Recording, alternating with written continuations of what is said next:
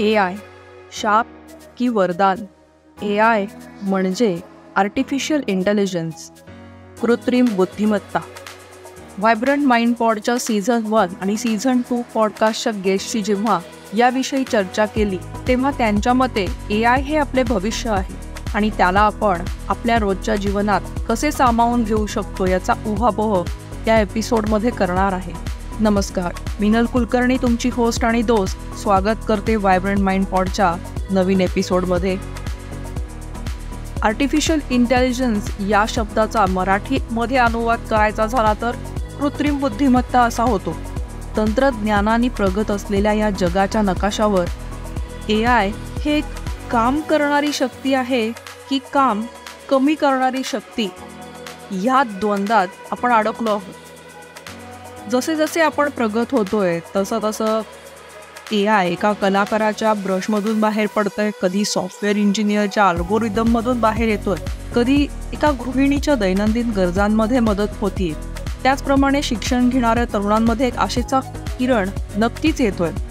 एखाद्या कलाकाराच्या दृष्टिकोनातून AI बद्दल माहिती घेण्याचा प्रयत्न केला तर कलाकाराच्या प्रतिभेसाठी AI कधीच धोका ठरू शकत नाही. कलाकाराने जर AI बरोबर कोलॅबरेट केलं तर नक्की फायदेशीर ठरू शकतं. उदाहरणच घ्यायचं झालं तर एखाद्या चित्रकाराला एखादी नवीन रंगाची छटा सापडू शकेल. अल्गोरिदममधून क्रोशे हँडमेड आर्टिस्ट माझ्यासारखी असेल तिला एखादा नवीन पॅटर्न सापडू शकतो. एखाद्या संगीतकाराला नवीन रचना सहजतेने मिळू शकेल. कलाकाराच्या व्यावसायिक आयुष्यात AI त्याचा खात्रीलायक साथीदार बनू शकतो. त्याचप्रमाणे त्याची कल्पनाशक्ती विस्तारू शकते.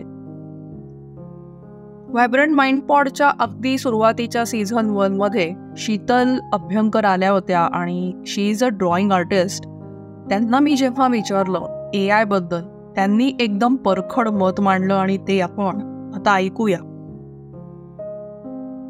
AI आता सध्या खूप आलेलं आहे आणि मी स्वतः अशी काही ॲप्स बघितलेली आहेत जिथे स्पीच टू टेक्स्ट की आपण जे बोलतो ते सगळं टाईप करून येतं. तसंच आपण एखाद्या ॲपमध्ये जर आपल्या रिक्वायरमेंट्स दिल्या तर तसं पेंट पण करून येतं किंवा त्याचे फोटोज पण बनवून येतात. You don't have to even go and click the photo.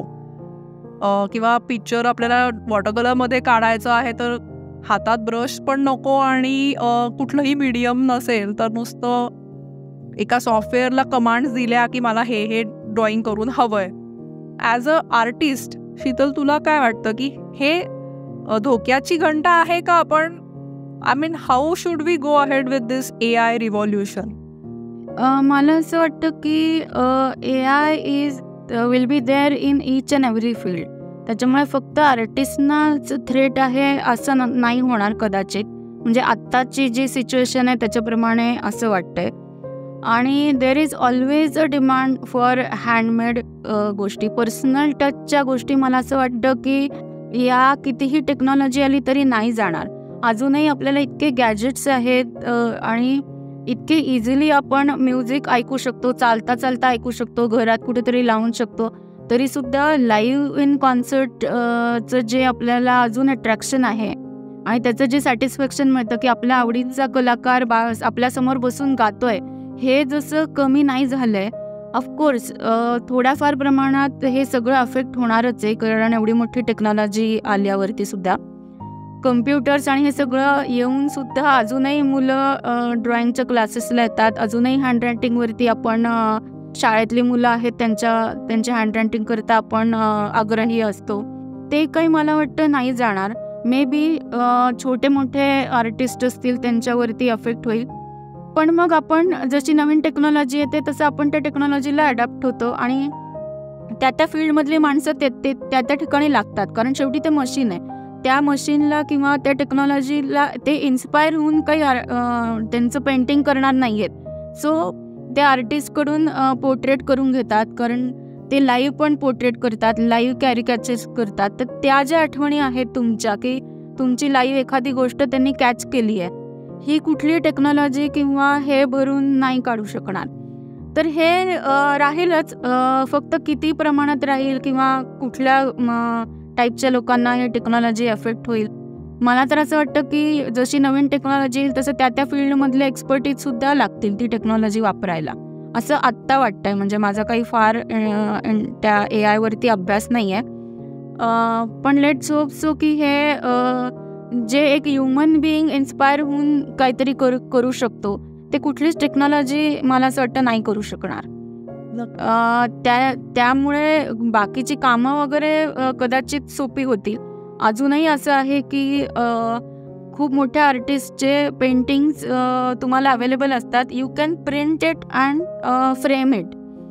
पण त्या मोठ्या आर्टिस्टने हँड पेंट केलेले जे पेंटिंग्स असतात त्याची नक्कीच म्हणजे व्हॅल्यू वेगळी असते.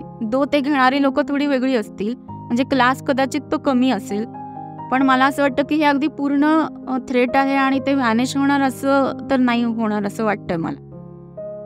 सडे तोड. बास, मी काहीच बोलू इच्छित नाही. स्वतः इच्छा आहे, मला माहिती नाही, I am not into technical things. अजून मी इतकं ते वाचलं नाही आहे. पण आत्तापर्यंतच्या सगळ्या टेक्नॉलॉजीजमध्ये म्हणजे जेव्हा कम्प्युटर्स आले तेव्हा आपण थोडे लहान होतो, तेव्हा पण थ्रेट होता की कम्प्युटर्समुळे लोकांचे जॉब्स जातील. पण आता तो IT मध्येच आहे, तर ते म्हणजे आपण अडॅप्ट करत होती आणि मग आपल्या फील्डमध्ये ते कसं वापरायचं. तर असं मला वाटतं की हे असंच होईल. म्हणजे फार काही त्याच्यामध्ये खूप मोठे चेंजेस होतील आणि अशी इच्छा तर आहे. म्हणजे माझी इच्छा आहे. हे झालं एका कलाकाराचं मत. जर आपण माहिती तंत्रज्ञान सॉफ्टवेअर इंजिनियरच्या चष्म्यातून AI टेक्नॉलॉजीकडे बघितलं तर एका सॉफ्टवेअर इंजिनियरसाठी कोडिंग करणारा इंजिनियरवरून सिस्टीम बनवणारा कुशल अभियंता तो होऊ शकतो. AI सॉफ्टवेअर इंजिनियरचे जॉब्स काढून घेणार नाही, तर त्यांना माहिती नसलेल्या मशीन लर्निंगच्या जगामध्ये न्यूरल नेटवर्कमध्ये प्रेडिक्टिव्ह ॲनालिसिस म्हणजे योग्य निदान ह्या क्षेत्रात मदतच करणार आहे. सीझन 1मधील सॉफ्टवेअर इंजिनियर शैलेश कुलकर्णी जे स्वतः MD आहेत, त्यांचं काय मत आहे सॉफ्टवेअरमधील नोकऱ्यांबाबत आणि AI डेव्हलपमेंटबद्दल? पुढील आवाज त्यांचा. IT मध्ये दर 6 महिन्यांनी नवीन टेक्नॉलॉजी येतात. आत्ताचा जर ट्रेंड तू बघशील तर आत्ता आर्टिफिशियल इंटेलिजन्स UA असं म्हणायला हरकत नाही. AI actually is going to be 4th or 5th industry revolution, म्हणजे the next big thing after internet and mobile. Okay, असं म्हणतात. त्यामुळे सध्याचा विचार केला तर आर्टिफिशियल इंटेलिजन्स, मशीन लर्निंग आणि आता तुम्ही सर्वांनी ऐकलं असेल जनरेटिव्ह AI, ह्या नवीन टेक्नॉलॉजीज आहेत. आणि या गोष्टी पर्टिक्युलरली सॉफ्टवेअरमध्ये जे काम करतात त्या लोकांनी शिकत राहणं आवश्यक आहे. म्हणजे क्लाउड टेक्नॉलॉजीज, मोबिलिटी, ह्या गोष्टी तर आहेतच. म्हणजे ह्या गोष्टी आता टेकन फॉर ग्रांटेड असतात, म्हणजे ह्या गोष्टी गृहीत धरल्या जातात. पण मशीन लर्निंग आणि AI, पर्टिक्युलरली जनरेटिव्ह AIमुळे हे जग पूर्ण बदलणार आहे. आता मी 26 वर्ष जरी संगणक क्षेत्रात काम करत असलो तरी अजूनही मला रोज नवीन गोष्टी शिकाव्या लागतात.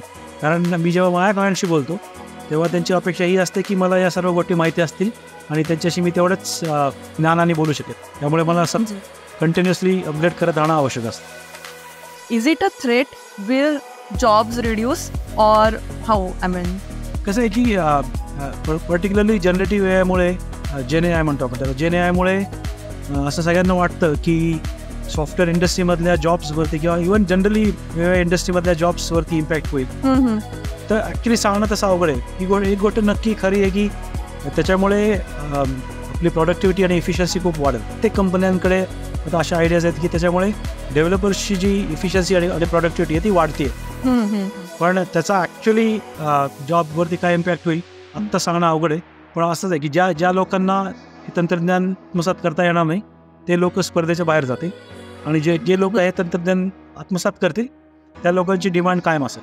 हे सिम्पल. करंट वर्ल्डला अनुसरून आपण आपल्याला अपडेट ठेवणं हे आता नवीन मुलांनी करणं गरजेचं आहे. करेक्ट. म्हणजे आता कसं आहे की असं कुठलंच फील्ड असणार नाही की जे सॉफ्टवेअर पासून किंवा IT पासून इम्युन असेल. म्हणजे IT इज ऑल परवेसिव्ह. प्रत्येक फील्ड इज डिस्टर्प्टेड. म्हणजे every field is disrupted because of IT. त्यामुळे कुठलंही तुम्ही उदाहरण घ्या, म्युझिक घ्या. आता या AI-मुळे you actually can create artificial music, right. You can actually create videos, you can actually create images. त्यामुळे जे आर्टिस्ट आहेत, म्हणजे जे लोक इमेजेस तयार करतात, ते हे सॉफ्टवेअर वापरून तुम्हाला ॲक्च्युली इमेजेस तयार करतायत. त्यामुळे it is going to be truly disruptive this technology. अगदीच बरोबर आहे नाही का? हे झालं कलाकार आणि इंजिनियर्स किंवा सॉफ्टवेअर क्षेत्रातील लोकांबद्दल आणि त्यांच्या नोकरी अथवा त्यांच्या कला क्षेत्रामध्ये AIचा काय सहभाग असेल याबद्दल. पण एक गृहिणी, तिच्यासाठी AIचं काय रोल असेल बरं? एका मध्यमवर्गीय गृहिणीला आपल्या रोजच्या दैनंदिन कामामध्ये मदत करणारा विश्वासू साथीदार असेल. वाण्याची यादी, घराचं फ्रीजचं टेम्परेचर, त्यापासून टू डू लिस्ट आणि फायनान्स मॅनेजमेंट, ही सर्व कामं AI शिताफीने करू शकतो बरं का. खूप आधी, अगदी सुरुवातीच्या AI टेक्नॉलॉजीमध्ये सर्वात प्रथम कोणतं डिव्हाइस निर्माण झालं माहिती आहे का तुम्हाला? गृहिणींच्या मदतीसाठी बरं का. गरज ही शोधाची जननी आहे असं म्हणतात ना, अगदी खरं आहे. किंवा माणसाचे श्रम कमी करण्यासाठी टेक्नॉलॉजीचा वापर होतो, त्याचं अगदी हे छान उदाहरण आहे.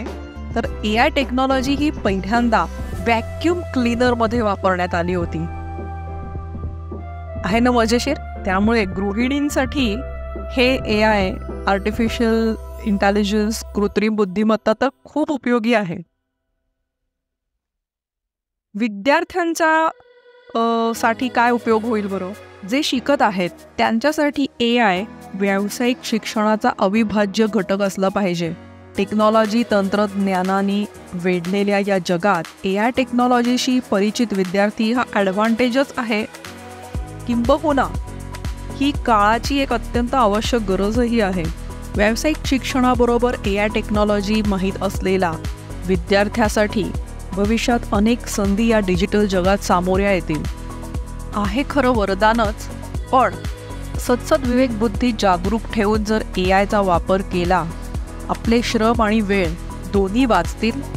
आपली कसोटी ठरणार आहे तो हा बॅलन्स साधण्यामध्ये, जिथे आपण टेक्नॉलॉजीच्या आहारी न जाता त्याचा आपल्या प्रगतीसाठी कसा वापर करून घेऊ शकतो ह्यामध्ये. आत्ता उल्लेख केलेल्या दोन्ही गेस्टचे व्हिडिओज, त्यांचा पूर्ण एपिसोड ऐकण्यासाठी डिस्क्रिप्शनमध्ये लिंक देते. नक्की तसेच आय बटनवरही तुम्हाला त्या लिंक्स दिसू शकतात. तुम्ही कोणता AI वापरता? तुमच्या व्यवसायात अथवा तुमच्या दैनंदिन जीवनात तुम्ही AI निगडीत किंवा AI सॉफ्टवेअर जर वापरत असाल तर मला ऐकायला आवडेल. व्हायब्रंट माइंड पॉडचा हा एपिसोड तुम्ही ज्या प्लॅटफॉर्मवर ऐकला असेल तिथे तुम्ही फॉलो अथवा सबस्क्राईब करा. रेटिंग द्यायला विसरू नका. Signing off Minal, vibrant mind pod. Bye bye.